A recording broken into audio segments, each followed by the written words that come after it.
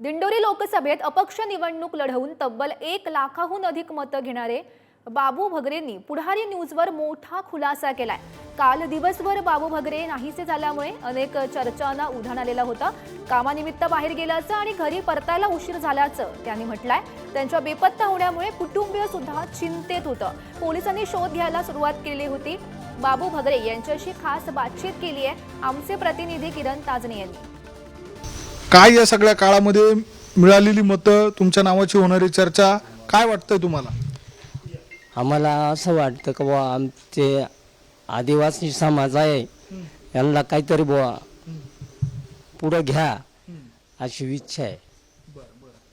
त्यासाठी निवडणुकीला उभं होतो। भरला पाहिलं आदिवासी जागा आहे, भरा फॉर्म दिला भरून।